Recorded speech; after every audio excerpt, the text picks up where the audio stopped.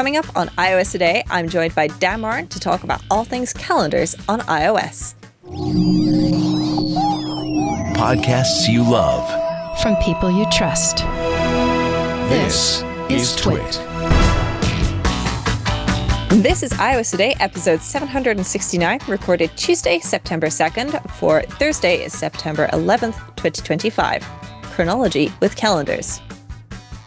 Welcome to iOS Today, the show where we talk all things iOS, iPadOS, tvOS, watchOS, HomePodOS, HomeKitOS. We just start making up Apple OSs that aren't macOS at this point on this show, but that's fun because we do love to talk about them all and learn how to use them.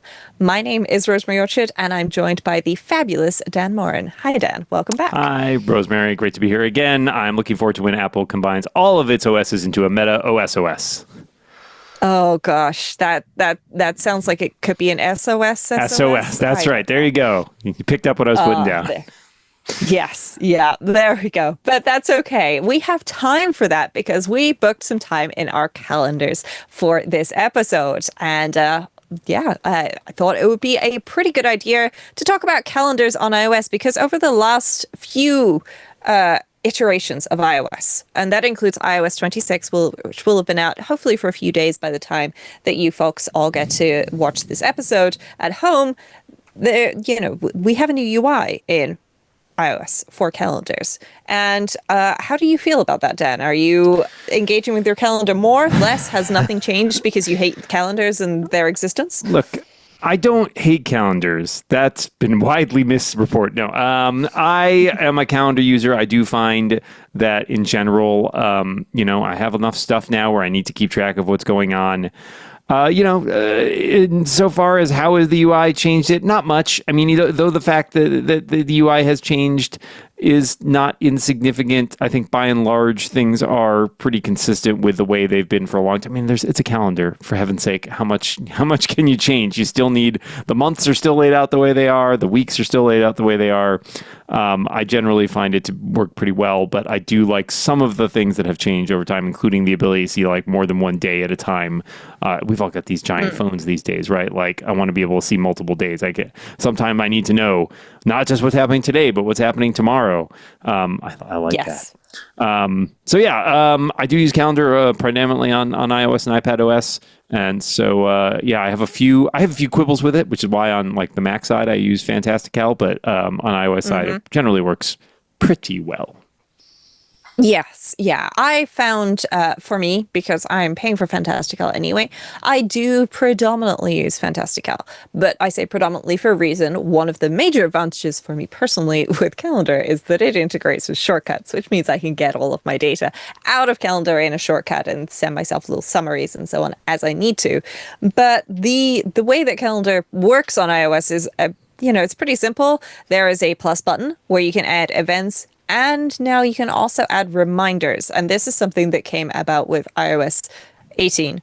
Because we didn't do 19, we went straight to 26. These numbers are breaking my brain, but it's okay. Yes, with iOS 18, reminders came to calendar. So you can now see your reminders in your calendar as well as your events, which is great when you're trying to get like an overview of your day and you're there going, that day looks really light. And then you turn on reminders and you go, oh, this is why that day has basically no appointments in it because I have all of these things I need to do on that day. And that can be really useful. When you are creating events, one of the things that I have recently, finally, after years of trained my dad about is travel time. So we no longer, I personally no longer get lunch invitations, which start at 11 a.m. and end at 4 p.m. due to the fact that he's just booked a bunch of travel time in there. We have now, settled on the fact that if lunch is booked at 1, that's the event that goes in the calendar. And then depends how many martinis you're having at lunch, Rosemary. You might need a little time. If you're having that many martinis, you can't drive. Well, yeah, that's right. That's why it's a 4-hour block. You gotta block it out. Yes, this is true. But yeah, you can add travel time, which is great if you're just like, I need 30 minutes or I need an hour. And you can also, and this is something that's really important to note, if you are somebody like me who has events that are in other time zones, like, I don't know, recording a podcast, Then when you tap on the time to select a time, there is also a time zone option that appears underneath. So I can then type in, for example, San Francisco, if I can spell San Francisco, and specify that it is at a particular time. And then when that event gets added to my calendar, then it will just automatically translate to the correct time for me. So it shows the time in my local time zone. And as we creep up on that time of year where the clocks start changing, and the UK and the US do not change the clocks at the same time, that is more important than ever for me, not to just assume that something is at 5 p.m. because it might not be at 5 p.m. It's critical for me as someone who sometimes travels to conferences for work and ends up booking a lot of events at that conference ahead of time. It's like, all right, I'm having lunch with someone and breakfast with someone, and I'm not there yet, but I'm flying across the country where it's 3 hours different, and I want to make sure that I know what time lunch is or what time I'm on a panel at a conference. So yeah, having that time zone thing is absolutely clutch for those kinds of evidence, because then when you switch time zones and you're out there, everything is already in the right time, which is great. Yes, exactly. And that is really good. It also means that if, for example, your dentist calls you while you're in the other time zone and says, hey, we'd just like to remind you about your 8 a.m. appointment on Thursday, and it's Monday and you're flying home on Wednesday, and you look at your calendar and you go, yes, that is indeed at 8 a.m. and you don't change it and then miss your 10 a.m. dentist appointment because it was at 8. So, yes. Darn. Yes, but there we go. You can also specify repeating, including custom, which is just really useful. You can put things on different calendars. Now, I don't know how you feel about multiple calendars, Dan. Multiple calendars are my jam. This is how I work. It allows me to color code things. I can share particular calendars, like, for example, my travel calendar with my parents. But my parents don't need to know about, like, all of my day-to-day work meetings, so I don't share that one with them. Yeah, it is absolutely critical. Like, my wife and I have a shared calendar for things that we need to do. Oftentimes our kids got swim lessons or gymnastics or what have you, and we gotta both know when that is.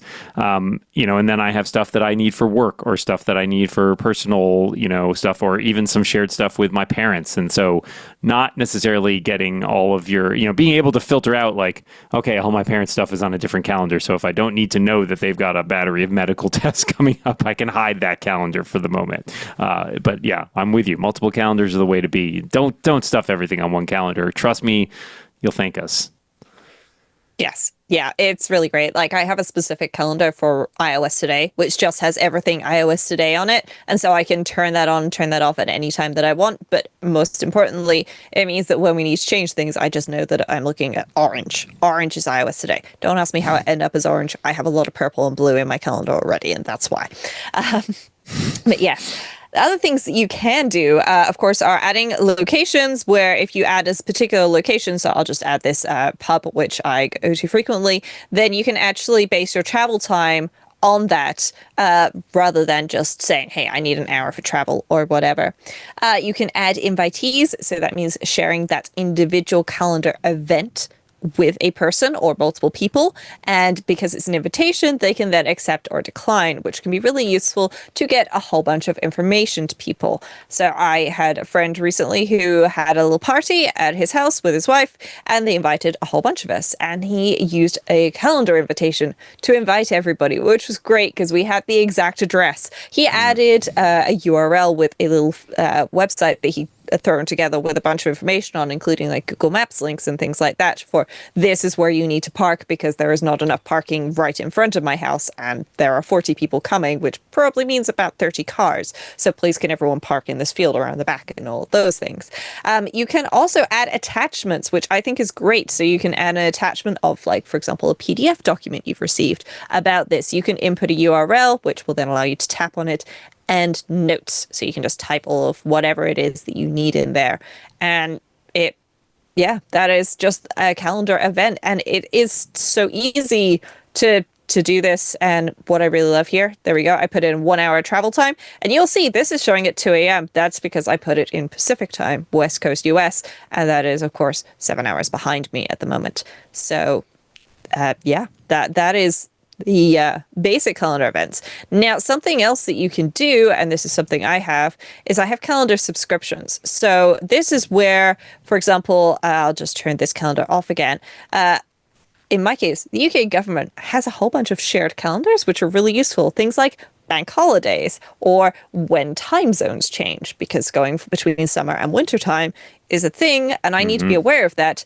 And so I have subscribed to those. Now, these are often URLs with .ics. Now, if you just tap on them, then it will usually download a file, and then you can import that to your calendar.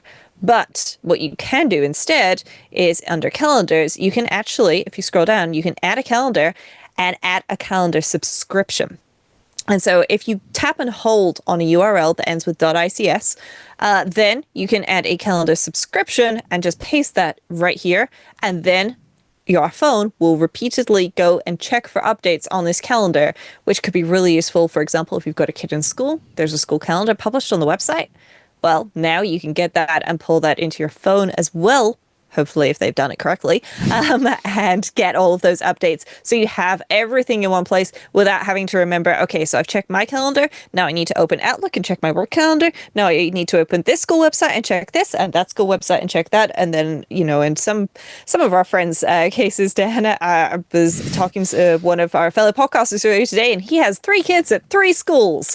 That is a lot of calendar stuff that you need to keep track of. Yeah, exactly. So one is enough. Really great. Yes. one kid's I can't imagine dealing with 3, kids at the same time. It's a lot. I mean, at some point you just start juggling them, right? Yeah, that's right. Keep them as long as they never hit the ground. You keep them in the air. It's all good. Yes. Well, so some other things that calendar does. It does birthdays. So if you add birthdays to contacts, then it will show you their birthdays. If you put the year in their birthday, then it will even show you on that day how old they are, which is really lovely.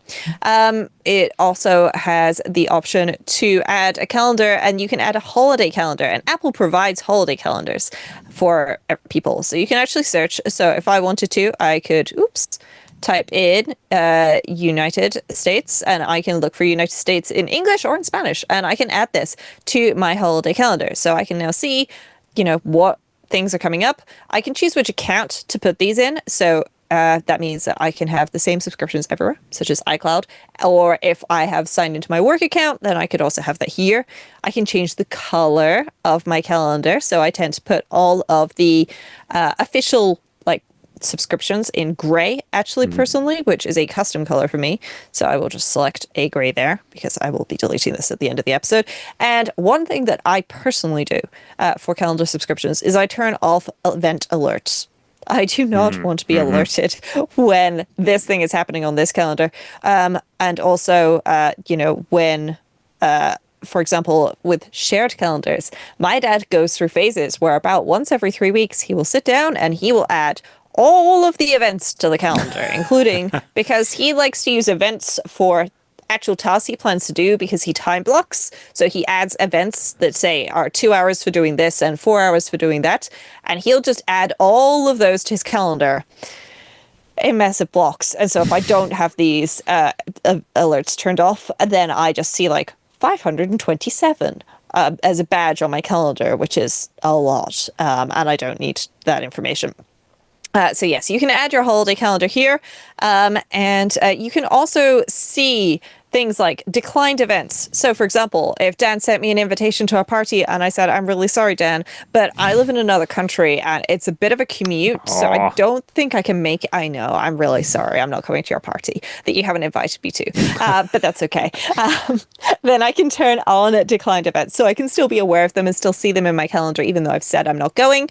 And also, similarly, reminders, once you've checked it off, you can still see it in your calendar if you want to. If you don't want to, you can turn these off. It's up to you. It depends on how you use the calendar. And that is the beauty of calendars. It really does depend on how you use it and why you use it, as to what works best for you. Personally, I have these turned off.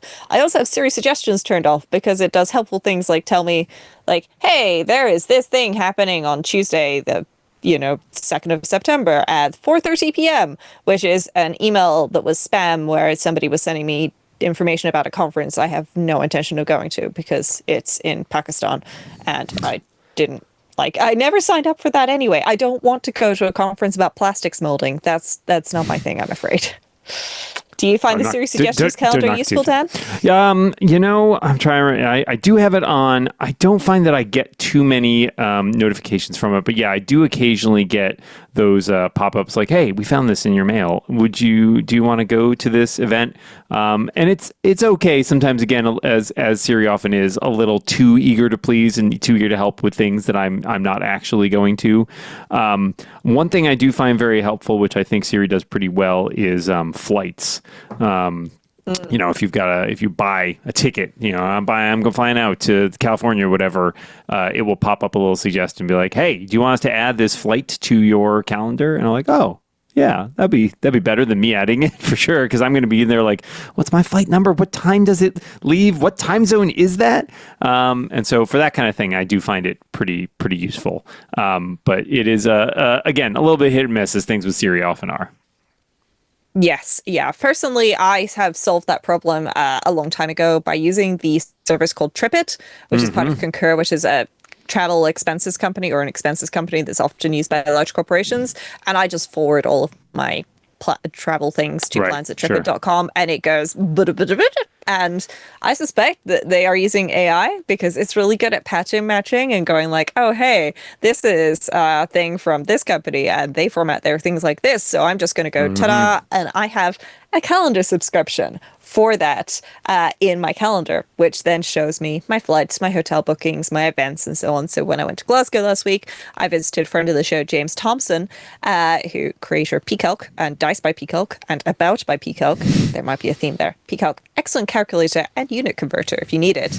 But yeah, I forwarded all of my travel information to that. And that was great because then I could just see it all in my calendar and I knew exactly where I was going and when, which, I mean, I kind of already knew where I was going, but it was really good to have that information put in there, including like airport parking and so on.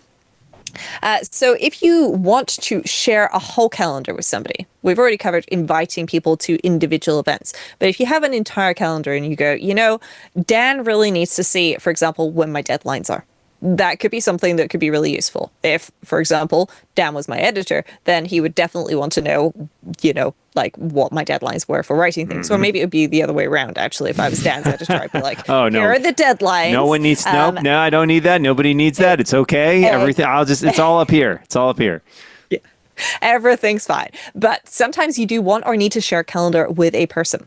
And that is where if you are in the calendars list, so iOS 26, in the bottom right-hand corner, you've got the inbox, which is, updates to events that have been found in mail by Siri, and invitations. Next to that, there's a calendars icon.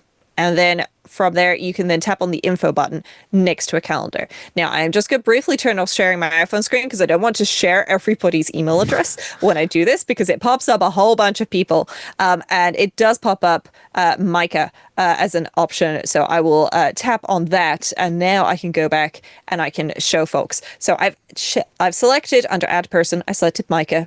He's not here today, but that's okay. I'm going to terrify him by inviting him to my deadlines calendar. Oh, no. Then here I can he's just see, camping. Be nice. Oh, I know. It's fine. I'll message him later and let him know that there's nothing to worry about. But here I can see the view and edit are the access that he has. And if I want to, then fortunately, this is Micah's Twitter email address, so he's not going to be mad at me for sharing that. But I can actually turn off editing. And this can be really great when you just want to share a calendar for information with another person. But especially, for example, if you're sharing it with a parent who is less tech savvy and they are liable to just sort of click and drag things in calendar because they're used to navigating on an iPad where they can just swipe, and they've recently been given a MacBook, and then they click and they drag your calendar event and they move it to another day and then you miss your appointment. That's never happened to me. Definitely not. No experience with that. Then you can turn off editing for them, which can be really useful if that is what you need. You can also delete a person. So I've just deleted that. I've deleted Micah from the deadlines calendar because he doesn't need the deadlines calendar from me, because that has got very few things in it and certainly nothing relevant to Micah. But that can be a really great way of sharing all the information, especially if one person in particular tends to do most of the managing of one particular household calendar in your home. but then the other person still needs things. Or it just means that, for example, two parents who are dealing with a small child and wrangling them to various activities and schools and so on, you have one calendar where both of you can see it, so you don't forget that Timmy's soccer lesson is at 7 p.m. on Tuesdays, or whatever it is that you are trying to do. Critical stuff, let me tell you. Yes, absolutely. Something else you can do, and I don't know if you've ever used this, Dan, because I know you're not a huge calendar person. Have you ever filtered your calendars by your focus mode at all? And is that something that you think is useful? I'm intrigued by it, but I've never quite figured out if it would be useful for me, because I do use focus mode sometimes, and I do have a lot of different calendars. But yeah, I don't know. Tell me more. Convert me to your ways. Well, this is something I struggle with personally, because I have used and do use calendar filters for my focus modes. But my problem is I found that it kind of works and kind of doesn't work. Because, for example, when I'm podcasting, I can go into my podcasting focus mode, set settings, focus, and then I select whatever the focus mode is that I'm looking for. And then I can add a filter. And so I can go here to calendar, and I can filter my calendars, and then I can just select, for example, I've got iOS Today Remote, and then somewhere else is iOS Today. These calendars are not in the same order they are in the Calendars app, and I do not know why. That is feedback that I must submit to Apple. If anybody knows why, please can you tell me, and maybe also drop Apple some feedback so that they can figure out why they've done this and fix it. But now I can say, hey, these are the two calendars I want to see when I'm in this focus mode. Great. Wonderful. My problem is that sometimes in some focus modes, primarily what I want to see are these calendars. But what I sometimes also need to see, because somebody will send me a message, for example, while I'm working and be like, hey, are you free on Thursday to have dinner? I then need to switch to my other calendars. And this is where, for me, Fantastical and the calendar sets becomes much more helpful. And I don't know, Dan, do you use calendar sets in Fantastical to help you out with this? I don't. I feel like maybe I just don't have enough calendars that I need to really filter through it. Like, it seems like a lot of calendar management for something where I don't. I mean, I have, maybe I'm trying to see how many calendars I have. Like, I don't know, 8, something like that, 7 or 8. I just don't find myself swapping as much. But I can see, now that you mentioned, I can see places where it could be useful if I wanted to see nothing from work, for example, unless I was in a specific focus mode. That might be useful. Yeah. Yeah, the one place where I really desperately want this is my driving focus mode, because I don't want a whole bunch of other things showing up in the Siri suggestions on the CarPlay dashboard. And that is the one place where I cannot actually add a filter for this. Yeah, that of course not. Of course not. so annoying. So yeah, it's really good that you can do this, and I'm sure for some people it works really, really well. For me personally, unfortunately, that feature is not the most helpful, which is a real shame. But yeah, at the same time, it's good to know it exists, right? That's true, for sure. There we go. Have you got any calendar tips that you would like to share with people, Dan? Aside from don't let your editor put a deadlines calendar in your phone. Don't ever let anybody put deadlines in your phone for you. One tip I do like, so I already mentioned up above that, like, if you want to be able to see multiple days, you can do that now. But one feature I do like that you might not know about, I'll just do it from a distance here because no one can read my calendar, is if you have your phone and you turn it sideways, you get a week view of your calendar. I find that incredibly helpful because I often want to look at my week. Someone will be like, oh, hey, can we have lunch? And I'm like, I got to see what my whole week looks like. I don't want to be like swiping through multiple days trying to, okay, wait, hold on. It looks like Thursday is available. Was Monday better? And so being able to see your entire week at a glance and just sort of scroll through that is super handy. I really appreciate that. And then I was trying to think if I had another good one. I would say one of my favorite features that Fantastical has that calendar needs is absolutely the ability to merge the same event. I sometimes have the same event in multiple calendars.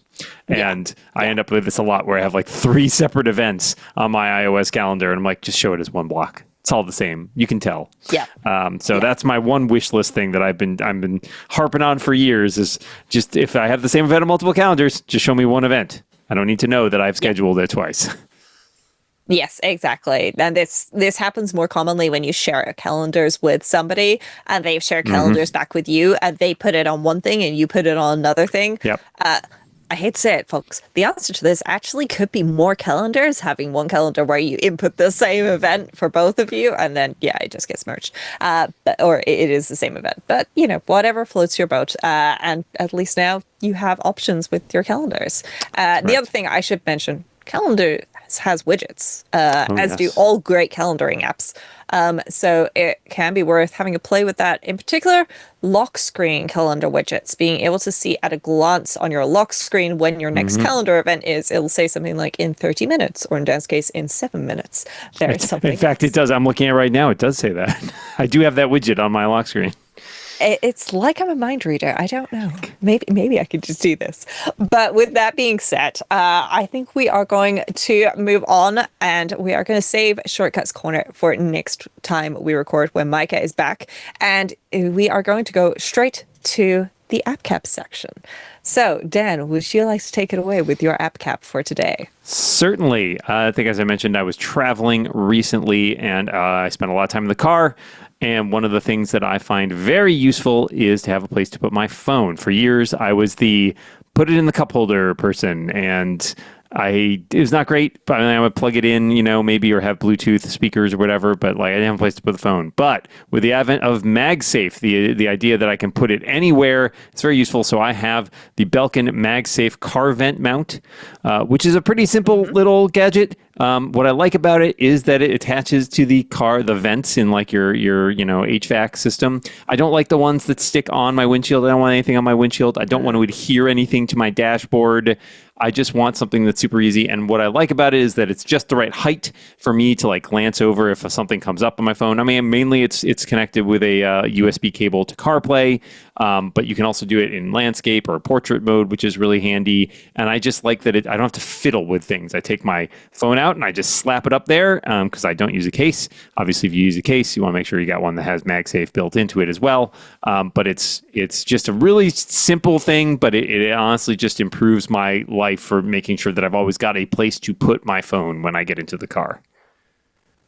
Yes, I have a similar thing. I have the ESR Halo Lock MagSafe charger for my car, and the ESR one in particular is a cooling MagSafe charger, which especially Oh, coming up as the yeah. weather is turning here in the UK, I don't want the heat coming out of the vent to then like be heating up my phone, which is already heating up because of wireless charging. Yeah, you're not wrong. So You're not wrong. Also, just the yeah, light coming through the windshield, it does get pretty toasty up there. yeah, So you're in a little yeah, it greenhouse. definitely can do. Yeah, so that is what I have. But the Belkin ones are supposed to be very good. I've never tried one of their docks, so maybe I should keep an eye out for when my dad inevitably requests that he get something along those lines. Because at the moment he's just got a MagSafe puck in his car to charge his phone on, because we both have wireless CarPlay, which is quite lucky. So that being said, my pick is this is going to look very weird because I'm just going to pull out a little pile of silicone multicolored what's it thingies. What are these? These are cable ties. So I picked up a black one here, and cable ties are one of those things where I feel like everybody should just have a little baggie of these somewhere. And I literally have I've got some spare ones in my car. I have one. I throw them in my handbag at times, especially if I'm going to go visit my grandparents or my parents, because there will inevitably be a cable that they will be trying to tidy up with something like zip ties or similar, and they will be putting too much pressure on the cable. And I don't know how many cables you have seen, Dan, that have had too much pressure put on them and then magically stop working. A Funny lot. that. A lot. Yeah. Yeah, but cable ties. So these particular ones are silicone. You can buy 30 of them for about $6 or something off of Amazon if you wanted to.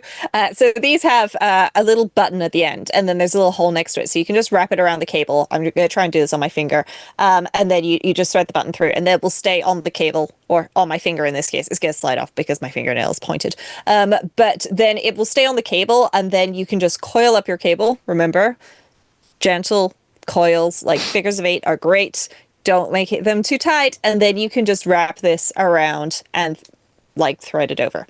and that's it. And these work great for all sorts of things. They can work great for like rope if you are going camping and you have guy ropes and you don't know how to tie a knot, even though Micah did mention a knot tying app in a previous episode as his app cap, which I have downloaded in preparation of my camping trip this weekend. But yes, silicone cable ties are great. I like these in my kitchen in particular because when inevitably I splash sauce on them, then I can just peel them off, wash them, dry them, put them back. Velcro ones are also excellent. However, depending on what material or clothing, bags, etc. are made from, they can be quite abrasive, those hook and loop fasteners. So you want to be a little careful about those. But those can also be really great. Another option is bongo ties, which are just like elasticated cord with a plastic toggle at the end, which you can wrap around things. But yes, cable ties are definitely a person's best friend when it comes to wrangling cables, including those that might just be a little bit too long or those you take on the go with you regularly. That being said, that is the end of this episode of iOS Today. You can get in touch with us at iOStoday@twit.tv. In the meantime, Dan, you are a person and you exist on the internet. Where can people find you? Existing on the internet may have been a mistake, but there I am. You can find everything I do at dmorton.com, including my podcasts, my writing, a link to my writing over at sixcolors.com, and all of my many books, which you should go buy immediately at dmorton.com. Yes. And I have to say, personal recommendation, those books are great. So do go download them and enjoy them. And in the meantime, you can also find me over at rosemaryorchard.com, which has got links to apps, books, podcasts, and much more, including social media sites. But you can also find me in the Club Twit Discord, where I keep an eye on the live chat while we're recording, which can be really useful, especially when people have got great tips for us. And in the meantime, that is all. And you can join us again next week for another episode of iOS Today. Goodbye, folks. Bye. Hey, thanks for tuning in to Twit, your tech hub for intelligent, thoughtful conversations. If you want to take your experience to the next level and support what we do here at Twit, say goodbye to ads and say hello to Club Twit. With Club Twit, you unlock all our shows ad-free. You also get exclusive members-only content. We do a lot of great programming just for the club members. You also get behind-the-scenes access with our Twit Plus bonus feed and live video streams while we're recording. And don't forget the fantastic members-only Discord. It's where passionate tech fans like you and me hang out, swap ideas, and connect directly with all of our hosts. It's my favorite social network. I think you'll like it too. Club Twit. It's not just a subscription. It's how you support what we do and become part of the Twit family. Your membership directly supports the network, helping us stay independent and keep making the shows you love. If you're ready to upgrade your tech podcast experience, head to twit.tv/clubtwit and join us today. Thanks for being here, and I'll see you in the club.